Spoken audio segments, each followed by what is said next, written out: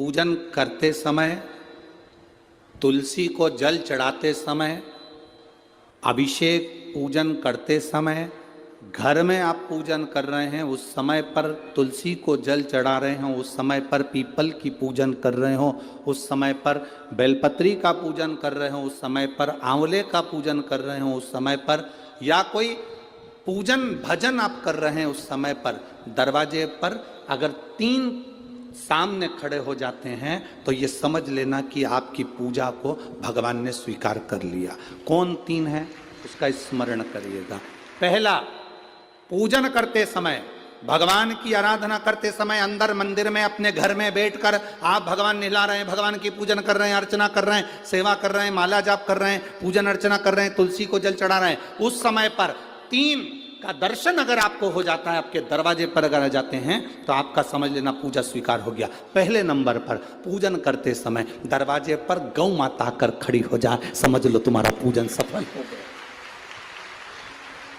आप पूजन कर रहे हैं अंदर से, गाय रंभा रही है, आप पूजन कर रहे हैं अंदर से, गौ माता गौमूत्र कर रही है, आप पूजन कर रहे हैं अंदर से, गौ माता गोबर कर रही है, आप पूजन कर रहे हैं अंदर से और गाय दरवाजे पर आकर खड़ी हो गई। तुम्हारी अर्चना में, तुम्हारी आराधना में, तुम्हारी साधना में गौ माता तुम्हारे सामने आकर खड़ी हो जाए। पूजन के समय पर अचानक आकर तुम्हारे द्वार पर, तुम तुलसी को जल चढ़ा रहे हो, तुम्हारे दरवाजे पर आ जाए। और मेरा विश्वास कहता है, यहाँ जितनी मेरी जीजियाँ बैठी हैं, यहाँ जितने मेरे जीजा बैठे हैं, ये मेरा विश्वास कहता है आपके साथ कभी ना कभी ये जरूर हुआ होगा, पूजन के समय पर गौ माता का दर्शन होता ही, ये मेरा विश्वास कहता है।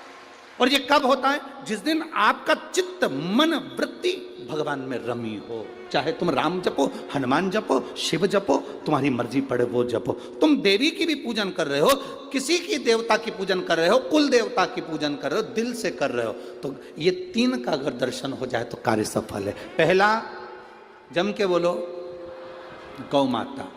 दूसरे नंबर पर हमारे यहाँ हम पूजन में लगे हुए हैं, आराधना में लगे हुए हैं, भगवान की अविरल भक्ति में लगे हुए हैं, भगवान की पूजन, आराधना और भक्ति में हम तल्लीन हैं।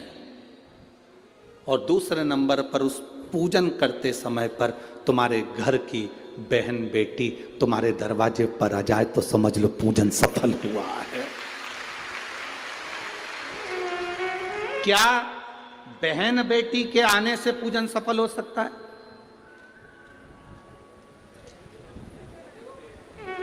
कहां लिखा हुआ है महाराज जी? आप इतनी बड़ी बड़ी बातें कहते हो। पूछने वाले पूछ सकते हैं, कहने वाले कह सकते हैं, आपने कैसे कह दिया कि बहन बेटी के आने से सफल हो जाता करे? तो आप उठाओ, हिमालय राज का बेटा बाणासुर से दोस्ती कर लेता,